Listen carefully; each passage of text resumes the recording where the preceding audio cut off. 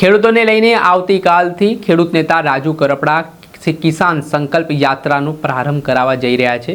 આ યાત્રા અમરેલીના તુલસી શ્યામથી નીકળવાની છે, જેમાં ખેડૂતો કેવી રીતે પોતાના હક અને અધિકાર માટે મજબૂતાઈથી બિન રાજકીય સંગઠન રીતે લડી શકે, ખેડૂતોના દેવા માફીની વાત હોય, સિંચાઈની પાણીની વાત હોય, તે તમામ મુદ્દાઓને લઈને રાજુ કરપડા યાત્રા કાઢવા જઈ રહ્યા છે। ત્યારે રાજુ કરપડાએ શું અપીલ ખેડૂતોને કરી છે, વિગતે વાત કરીએ। વૈષ્ણવજન તો તેને કહીએ જે પીડ પરાઈ જાનાને રે। નમસ્કાર દર્શક મિત્રો, નવજીવન ન્યૂઝમાં આપનું સ્વાગત છે। હું છું ફૈઝાન। જગતનો તાત ગુજરાતમાં હર હંમેશ ચિંતિત હોય છે। તમામ રાજકીય પાર્ટીઓ દ્વારા પ્રલોભન આપીને તેમને રીઝવવાના પ્રયાસો કરવામાં આવે છે, મોટી જાહેરાતો કરવામાં આવે છે અને અંતે ખેડૂતોનો ઉપયોગ માત્ર એક ચૂંટણી પૂરતો જ કરવામાં આવતા હોય તેવા આક્ષેપો પણ થતા હોય છે। ત્યારે થોડાક સમય પહેલાં વાત કરતા આમ આદમી પાર્ટી દ્વારા કિસાન બચાવ યાત્રા કાઢવામાં આવી હતી, જેમાં આમ આદમી પાર્ટીના નેતા પ્રવીણ રામની આગેવાનીમાં આ યાત્રા છે તે ગીર સોમનાથથી લઈને ગાંધીનગર સુધી ચાલી હતી। આ યાત્રા બાદ હવે ખેડૂત નેતા રાજુ કરપડાએ પણ ખેડૂતો માટે હુંકાર કર્યો। થોડાક દિવસ પહેલાં તેમણે અમદાવાદથી એલાન કર્યું કે તેઓ કિસાન સંકલ્પ યાત્રા કાઢવાના છે ને આવતીકાલે 19 માર્ચથી તેમની આ કિસાન સંકલ્પ યાત્રા છે તે નીકળવાની છે। અમરેલીના તુલસી શ્યામથી આ યાત્રાનો પ્રારંભ થવાનો છે, જેમાં મોટી સંખ્યામાં ખેડૂતો છે તે આ યાત્રામાં ઉમટશે તેવો પણ આશાવાદ તેઓ દ્વારા વ્યક્ત કરવામાં આવી રહ્યો છે। જેમાં રાજુ કરપડાએ વિડીયોના માધ્યમથી ખેડૂતોને અપીલ કરી છે, મોટી સંખ્યામાં જોડાવા માટે આહવાન કર્યું છે અને તેમણે કહ્યું છે કે એવો ઐતિહાસિક ખેડૂત સંમેલન થશે કે જે ના ક્યારેક થયો હશે ને ખેડૂતોને આમાં પોતાની શક્તિ બતાડવાની છે। સરકાર સુધી તેમનો અવાજ પહોંચે તે માટે પડઘા પડે તેવી રીતે મોટી સંખ્યામાં ઉમટવાનું છે। સાથે જ ખેડૂતોના સિંચાઈનો પ્રશ્ન હોય, કરદાનો મામલો હોય, દેવા ઉતારવાની વાત હોય, તેવા મુદ્દાઓને લઈને રાજુ કરપડાએ કહ્યું કે તેઓ લડત ચલાવવાના છે। પહેલા સાંભળો ખેડૂત નેતા રાજુ કરપડાને। નમસ્કાર સાથીઓ, જય કિસાન। હું રાજુ કરપડા। આવતી તારીખ એટલે કે 19/3/2026 સવારે 10 કલાકે તુલસી શ્યામ એટલે ગીર સોમનાથ જિલ્લાના તુલસી શ્યામ ભગવાનના દર્શન કરીને ખેડૂત સંકલ્પ યાત્રાની શરૂઆત થઈ રહી છે। દોસ્તો, ગુજરાતના ઇતિહાસમાં છેલ્લા 40 વર્ષથી બિન રાજકીય રીતે ખેડૂતોના ઉદ્ધાર માટે, ખેડૂતોનું ભલું કરવા માટે બિન રાજકીય રીતે છેલ્લા 40 વર્ષમાં ક્યારેય ન જોઈ હોય એવડી મોટી આ ખેડૂત યાત્રા સૌરાષ્ટ્રના દરેક જિલ્લાઓમાંથી પસાર થઈ રહી છે।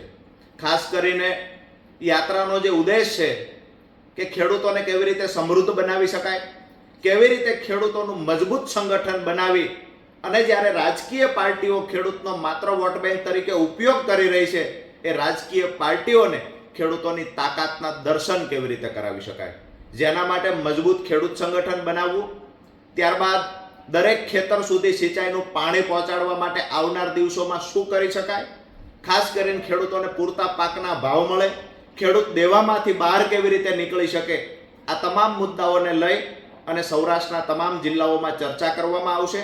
મજબૂત ખેડૂત સંગઠન બનાવવાના આશયથી તમામ તાલુકા, જિલ્લા અને તમામ વિધાનસભાઓની અંદર ખેડૂતોની એક સમિતિ બનાવવામાં આવશે।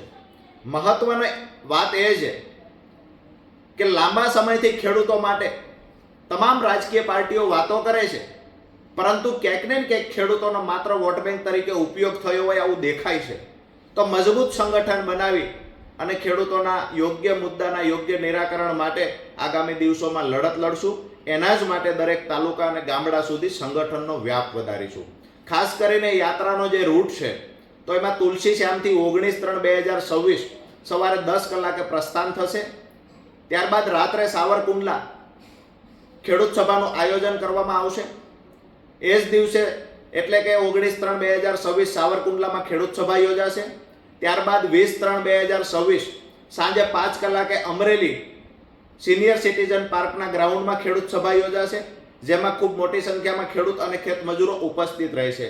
એ જ દિવસે એટલે કે 20/3/2026ની સાંજે 8 કલાકે ધારી ખાતે ખેડૂત સભાનું આયોજન કરવામાં આવ્યું છે।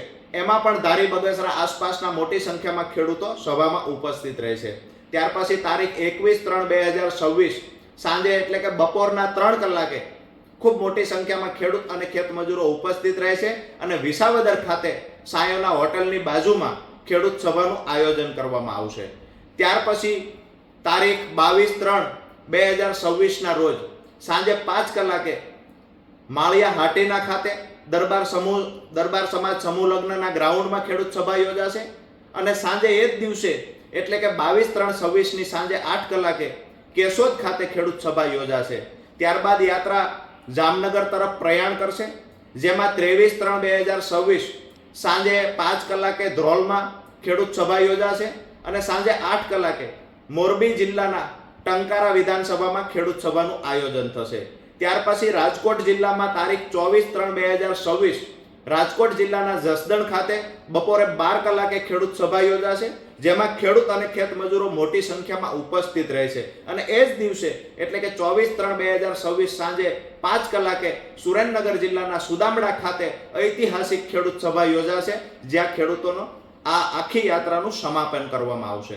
યાત્રાના તમામ મુદ્દાઓ, તમામ જિલ્લાના તમામ તાલુકાઓના પ્રશ્નનું એક ડાયરી તૈયાર કરવામાં આવશે. તમામ પ્રશ્નના સોલ્યુશન માટે આગામી દિવસોમાં દરેક જિલ્લા મથકે તો રજૂઆત થશે. જો ખેડૂતો સાથે મળી અને આયોજન થશે તો આવનાર દિવસોમાં સરકારમાં પણ રજૂઆત કરવામાં આવશે. મહત્વની વાત એ છે કે તમામ વિસ્તારના પ્રશ્નોના નિરાકરણ માટે મજબૂત ખેડૂત સંગઠન બનાવવાના આશયથી આ યાત્રા પસાર થઈ રહી છે. આ યાત્રા તમામ તાલુકા જિલ્લાઓમાંથી નીકળી રહી છે. ત્યારે તમામ પત્રકાર મિત્રોને, ખાસ કરી સામાજિક ધાર્મિક આગેવાનોને અને જ્યારે બિન રાજકીય લડત છે, બિન રાજકીય આખો કાર્યક્રમ છે, ત્યારે ખેડૂતોને પ્રેમ કરનારા તમામ રાજકીય પાર્ટીના લોકોને પણ કહીએ છીએ કે યાત્રાને સફળ બનાવવા માટે ક્યાંક ને ક્યાંક જે કાંઈ મદદ થઈ શકતી હોય એ ખેડૂતો મોટી સંખ્યામાં ઉપસ્થિત રહે અને યાત્રાને સફળ બનાવવા માટે ક્યાંક ને ક્યાંક અમારો ઉત્સાહ વધારવા માટે થઈ અને આપ સૌ આગળ આવો. જય જવાન, જય કિસાન. આપણે સાંભળ્યા હતા ખેડૂત નેતા રાજુ કરપડા. આ યાત્રા છે તે અલગ અલગ જિલ્લાઓમાં ફરવાની છે. ધારાસભ્ય ગોપાલ ઇટાલિયાના ગઢમાં પણ 21 માર્ચના રોજ યાત્રા પ્રારંભ કરવાની છે ને આના જ કારણે રાજકારણ ગરમાવાની શરૂઆત થઈ છે. ત્યારે જોવાનું રહ્યું કે રાજુ કરપડાની યાત્રા વિસાવદર પહોંચે છે ત્યારે ગોપાલ ઇટાલિયા ત્યાં જોવા મળે છે કે કેમ. દર્શક મિત્રો, આવા જ નવા વિડીયો સાથે આપણે માહિતગાર કરતા રહીશું, એટલે નવજીવન ન્યૂઝ જોતા રહો.